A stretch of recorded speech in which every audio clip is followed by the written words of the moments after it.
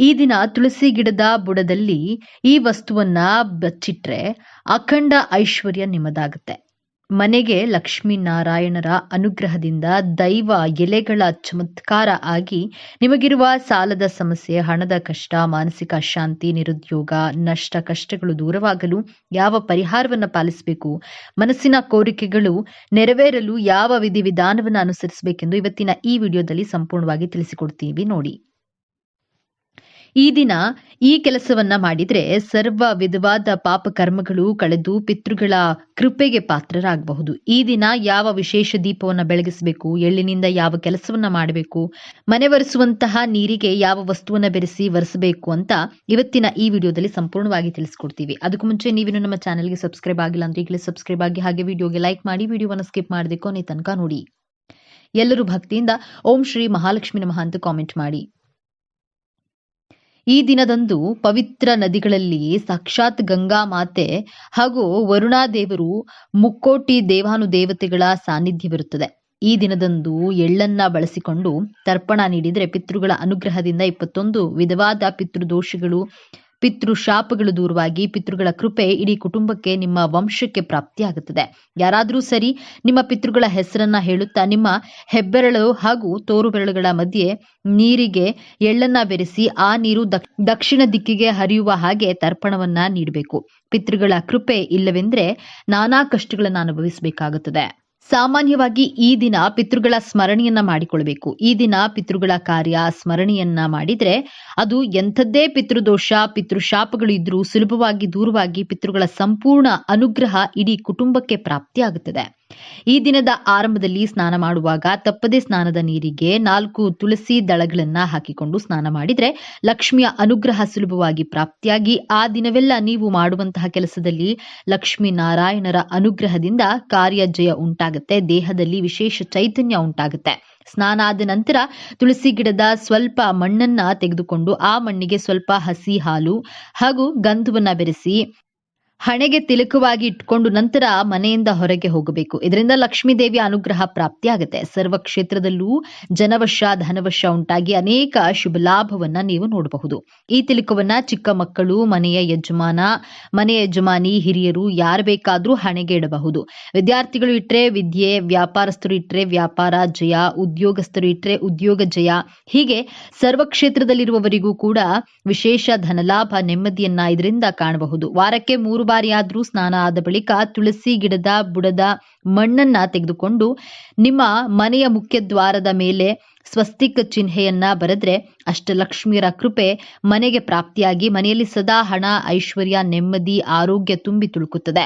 ಈ 3 ಕೆಲಸಗಳನ್ನ ವಾರದಲ್ಲಿ ಕನಿಷ್ಠ 3 ಬಾರಿ ಆದ್ರೂ ಮಾಡಿದ್ರೆ ಮನೆಯಲ್ಲಿ ಸದಾ ಸಕಾರಾತ್ಮಕ ಆಲೋಚನೆ, ಸಕಾರಾತ್ಮಕ ಶಕ್ತಿ ವೃದ್ಧಿಯಾಗುತ್ತಾ ಹೋಗುತ್ತೆ. ಮನೆಯಲ್ಲಿನ ನೆಗೆಟಿವ್ ಶಕ್ತಿ ಹೊರಗೆ ಹೋಗುತ್ತದೆ.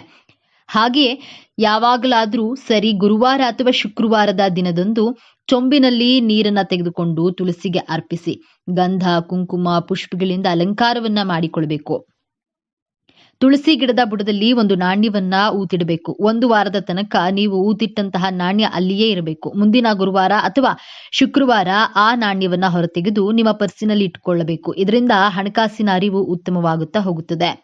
ಹಣಕಾಸಿನ ಸಮಸ್ಯೆಗಳು ಕಳೆದು ಅದೃಷ್ಟ ಕೂಡ ಕೂಡಿ ಬರುತ್ತದೆ. ತುಳಸಿಯ ದೈವಶಕ್ತಿಯಿಂದ ನಾರಾಯಣ ಸಮೇತ ಮಹಾಲಕ್ಷ್ಮಿ ಅನುಗ್ರಹ ಕೂಡ ದೊರೆತು ಜೀವನದಲ್ಲಿ ಸಾಕಷ್ಟು ಬದಲಾವಣೆಗಳ ಜೊತೆಗೆ ಬಡತನ ಕ್ರಮಕ್ರಮವಾಗಿ ದೂರವಾಗುತ್ತದೆ. ಇನ್ನು ಮನಸ್ಸಿನ ಕಠಿಣ ಕೋರಿಕೆಗಳು ನೆರವೇರಲು ಅರಳಿ ಎಲೆಯ ಈ ವಿಶೇಷ ಪರಿಹಾರವನ್ನ ಮಾಡಿಕೊಂಡ್ರೆ ತುಂಬಾ ಉತ್ತಮ. ಯಾವುದಾದ್ರೂ ಗುರುವಾರದ ದಿನ ಅಥವಾ ಶುಕ್ರವಾರದ ದಿನ ಅರಳಿ ಮರಕ್ಕೆ ಮೊದಲು ನೀರನ್ನ ಅರ್ಪಿಸಿ ನಂತರ ಅಲ್ಲಿಯೇ ಬಿದ್ದಿದ್ದಂತಹ ಒಂದು ಅರಳಿ ಎಲೆಯನ್ನ ತೆಗೆದುಕೊಂಡು ಅರಳಿ ವೃಕ್ಷಕ್ಕೆ ಭಕ್ತಿಯಿಂದ ಪ್ರದಕ್ಷಿಣೆಯನ್ನ ಮಾಡಬೇಕು. ಲಕ್ಷ್ಮೀ ನಾರಾಯಣರ ವಾಸವಿರುವಂತಹ ಅರಳಿ ವೃಕ್ಷದ ಅನುಮತಿಯನ್ನ ಪ್ರದಕ್ಷಿಣೆಯ ಮೂಲಕ ಪಡೆದು ಮನೆಗೆ ಆ ಎಲೆಯನ್ನ ತರಬೇಕು. ಎಲೆಯ ಜೊತೆಗೆ ಒಂದು ಚಿಕ್ಕ ಅರಳಿ ಕಡ್ಡಿಯನ್ನ ಕೂಡ ಮನೆಗೆ ತರಬೇಕು. ನಂತರ ಎಲೆಯನ್ನ ಮೊದಲು ನೀರಿನಿಂದ ತೊಳೆಯಬೇಕು. ಅರಿಶಿಣಕ್ಕೆ ಸ್ವಲ್ಪ ನೀರನ್ನ, ಹಸಿ ಹಾಲು ಅಥವಾ ಗಂಗಾ ಜಲವನ್ನು ಬೆರೆಸಿ ಆ ಹಸಿ ಅರಿಶಿಣದಿಂದ ಅರಳಿ ಕಡ್ಡಿಯ ಸಹಾಯದಿಂದ ಅರಳಿ ಎಲೆಯ ಮೇಲೆ ಮೊದಲು ಓಂ ಎಂದು ಮೇಲ್ಭಾಗದಲ್ಲಿ ಬರೆಯಬೇಕು. ಅದರ ಕೆಳಭಾಗದಲ್ಲಿ ನಿಮ್ಮ ಕೋರಿಕೆಯನ್ನ ಬರೆಯಬೇಕು. ಅಂದ್ರೆ ಹಣದ ಸಮಸ್ಯೆ ಇದ್ದವರು ಧನಲಾಭ ಎಂದು ಬರೆಯಬೇಕು. ಸಾಲದ ಕಷ್ಟವಿದ್ರೆ ಸಾಲದ ಸುಳಿ ಎಂದು ಬರೆಯಬೇಕು. ವಿದ್ಯೆಗೆ ವಿದ್ಯೆ, ಮದುವೆಗೆ ಮದುವೆ, ಉದ್ಯೋಗ ಬೇಕೆಂದ್ರೆ ಉದ್ಯೋಗ, ಹೀಗೆ ಕೋರಿಕೆಗೆ ಅನುಗುಣವಾಗಿ ಚಿಕ್ಕದಾಗಿ ಕೋರಿಕೆಯ ಹೆಸರನ್ನ ಬರೆದು ನಿಮಗೆ ಯಾವ ಕೆಲಸ ಆಗಬೇಕು ಅದನ್ನ ಮನಸ್ಸಿನಲ್ಲಿಯೇ ಹೇಳಿಕೊಳ್ಬೇಕು. ಕೋರಿಕೆಯ ಕೆಳಗೆ ಸಾಧ್ಯವಾದ್ರೆ ಓಂ ನಮೋ ಭಗವತೆ ವಾಸುದೇವಾಯ ಅಂತ ಚಿಕ್ಕದಾಗಿ ನಾರಾಯಣ ಎಂದು ಬರೆಯಬೇಕು. ಬೆಳಗ್ಗೆ ಹೀಗೆ ಬರೆದು ಈ ಎಲೆಯನ್ನ ದೇವರ ಕೋಣೆಯಲ್ಲಿ ಇರಿಸಬೇಕು. ಸಂಜೆಯ ಸಮಯದಲ್ಲಿ ಆ ಎಲೆಯನ್ನ ತೆಗೆದುಕೊಂಡು ನಿಮ್ಮ ಇಷ್ಟ ದೇವರ ಹೆಸರನ್ನ ಸ್ಮರಿಸಿಕೊಂಡು ಲಕ್ಷ್ಮೀನಾರಾಯಣರಿಗೆ ನಮಸ್ಕಾರವನ್ನ ಮಾಡಿಕೊಳ್ಬೇಕು.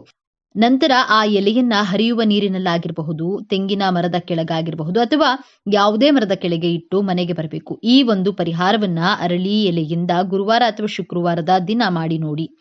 ನೀವು ಕೇಳಿಕೊಂಡಂತಹ ಕೋರಿಕೆ ನಿಮ್ಮ ಮೂಲಕವೇ ನೆರವೇರಲು ಒಂದು ಶಕ್ತಿ ಬರುತ್ತದೆ. ಕೋರಿಕೆಗಳು ಶೀಘ್ರವಾಗಿ ನೆರವೇರುತ್ತದೆ. ವ್ಯರ್ಥ ಖರ್ಚುಗಳು ಕಡಿಮೆಯಾಗಿ ಆದಾಯದ ಮೂಲಗಳು ಹೆಚ್ಚಾಗುತ್ತದೆ. ಮಾಡುವ ಕೆಲಸದಲ್ಲಿ ಯಶಸ್ಸು ಸಿಗುತ್ತದೆ. ನೋಡಿದ್ರಲ್ಲ, ತುಳಸಿ ಎಲೆಗಳಿಂದ, ತುಳಸಿ ಬುಡದ ಮಣ್ಣಿನಿಂದ ಯಾವ ಪರಿಹಾರವನ್ನ ಪಾಲಿಸಿದ್ರೆ ಲಕ್ಷ್ಮೀನಾರಾಯಣರ ಅನುಗ್ರಹ ಪ್ರಾಪ್ತಿಯಾಗುತ್ತೆ. ಮನಸ್ಸಿನ ಕಠಿಣ ಕೋರಿಕೆಗಳು ನೆರವೇರಿಸಲು ಅರಳಿ ಎಲೆಯ ಯಾವ ವಿಶೇಷ ಪರಿಹಾರವನ್ನ ಪಾಲಿಸಬೇಕು ಅಂತ ಇವತ್ತಿನ ಈ ವಿಡಿಯೋದಲ್ಲಿ ತಿಳಿಸಿಕೊಟ್ಟಿದ್ದೀವಿ.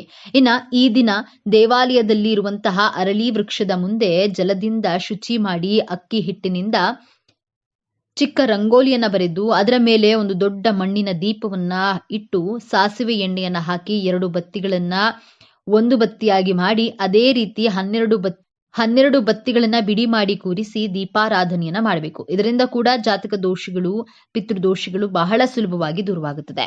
ಹಣಕಾಸಿನ ಸಮಸ್ಯೆ ಇದ್ದವರು ಯಾವ ಕೆಲಸಕ್ಕೆ ಕೈ ಹಾಕಿದ್ರೂ ಯಶಸ್ಸು ಸಿಗ್ತಿಲ್ಲ ಅನ್ನೋದಾದ್ರೆ ಅದೃಷ್ಟ ಕೂಡಿ ಬರಲು ಅರಳಿ ವೃಕ್ಷಕ್ಕೆ ಈ ದಿನ ಅರಿಶಿನ ಬೆರೆಸಿದಂತಹ ನೀರನ್ನ ತಪ್ಪದೆ ಅರ್ಪಿಸಬೇಕು. ಇದರಿಂದ ಯಾವುದೇ ಅಡೆತಡೆಗಳಿದ್ರೂ ದೂರವಾಗಿ ಎಲ್ಲಾ ಕೆಲಸದಲ್ಲಿಯೂ ಕೂಡ ಲಾಭ ಹಾಗೂ ಅದೃಷ್ಟ ಕೂಡಿ ಬರುತ್ತದೆ.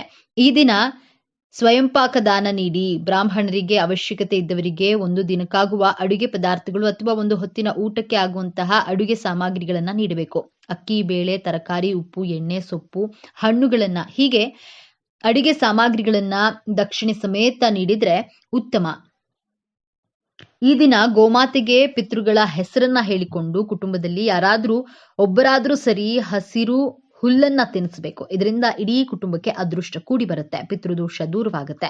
ಈ ದಿನ ದುರ್ಗಾದೇವಿಯ ದರ್ಶನ ಹಾಗೂ ಪಂಚಮುಖಿ ಆಂಜನೇಯ ಸ್ವಾಮಿಯ ದರ್ಶನವನ್ನ ಮಾಡಿದ್ರೆ ಇದರಿಂದ ಸಕಲ ಶತ್ರು ಬಾಧೆಗಳು ದೂರವಾಗುತ್ತದೆ. ಕಠಿಣ ಕಷ್ಟಗಳಿಂದ ಸುಲಭವಾಗಿ ಹೊರಬರಬಹುದು. ಬೆಳಗ್ಗೆ ಸಂಜೆ 2 ಸಮಯದಲ್ಲೂ ವಿಷ್ಣು ಸಹಸ್ರನಾಮ ಹಾಗೂ ಲಕ್ಷ್ಮಿ ಅಷ್ಟೋತ್ತರ ಪಾರಾಯಣವನ್ನ ಮಾಡಿ. ಮನೆ ಒರೆಸುವ ನೀರಿಗೆ ಆಲಂ ಅಥವಾ ಸ್ಫಟಿಕವನ್ನ ಪುಡಿ ಮಾಡಿ ಈ ನೀರಿಗೆ ಬೆರೆಸಿ ನೀರಿನಿಂದ ವಿಶೇಷವಾಗಿ ಮನೆಯನ್ನ ಒರೆಸಿ. ಇದರಿಂದ ಮನೆಗೆ ಆಗಿರುವಂತಹ ದೃಷ್ಟಿ, ನಕಾರಾತ್ಮಕ ಶಕ್ತಿಗಳು ದೂರವಾಗುತ್ತದೆ. ಈ ದಿನ ಅತಿ ಮುಖ್ಯವಾಗಿ ಕನಿಷ್ಠ 11 ಜನಕ್ಕೆ ಅನ್ನದಾನವನ್ನ ಮಾಡಿ. ಅವಶ್ಯಕತೆ ಇದ್ದವರಿಗೆ ಕಂಬಳಿಯ ದಾನ ಮಾಡಿ. ಇದರಿಂದ ವಿಶೇಷ ಪುಣ್ಯ ಫಲ ಪ್ರಾಪ್ತಿಯಾಗುತ್ತದೆ. ಈ ದಿನ ಬೆಳಗ್ಗೆ ಅಥವಾ ಸಂಜೆ ಈ ವಿಧವಾಗಿ ಮನೆಯಲ್ಲಿ ಧೂಪವನ್ನ ಹಾಕಿದ್ರೆ ದುಷ್ಟಶಕ್ತಿಗಳು, ಮಾಟ ಮಂತ್ರದ ಕಾಟ, ಶತ್ರುಗಳ ಅಸೂಯೆ ದೂರವಾಗುತ್ತದೆ.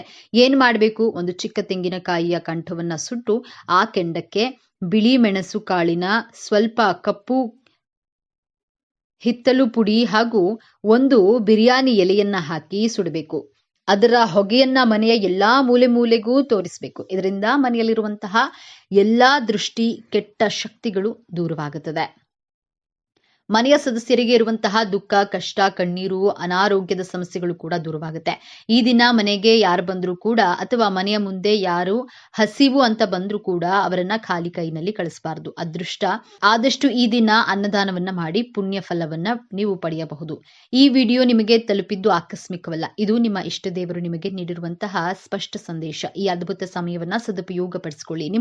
ನಿಮ್ಮ ಜೀವನದ ಹೊಸ ಅಧ್ಯಾಯಕ್ಕೆ ತಯಾರಾಗಿರಿ. ನಿಮ್ಮ ನಂಬಿಕೆಯ ಸಂಕೇತವಾಗಿ ನಿಮ್ಮ ಜೀವನ ಬದಲಾಗಬೇಕು ಎನ್ನುವ ಸಂಕಲ್ಪದೊಂದಿಗೆ ತಪ್ಪದೆ ನಿಮ್ಮ ಕುಲದೇವರ ಅಥವಾ ನಿಮ್ಮ ಇಷ್ಟ ದೇವರ ಹೆಸರನ್ನ ಕಾಮೆಂಟ್ ಮಾಡಿ ಅಥವಾ ಜೈ ಶನಿದೇವ ಎಂದು ಬರೆಯಿರಿ. ಆ ಭಗವಂತನು ನಿಮ್ಮನ್ನ ಸದಾ ಕಾಪಾಡಲಿ. ಸರ್ವೇ ಜನೋ ಸುಖಿನೋ ಭವತು. ಈ ತರಹದ ಜ್ಯೋತಿಷ್ಯಕ್ಕೆ ಸಂಬಂಧಪಟ್ಟಂತಹ ವಿಡಿಯೋ ನೋಡಲು ನಮ್ಮ ಚಾನೆಲ್ಗೆ ಸಬ್ಸ್ಕ್ರೈಬ್ ಆಗಿ, ವಿಡಿಯೋ ಲೈಕ್ ಮಾಡಿ, ಶೇರ್ ಮಾಡಿ.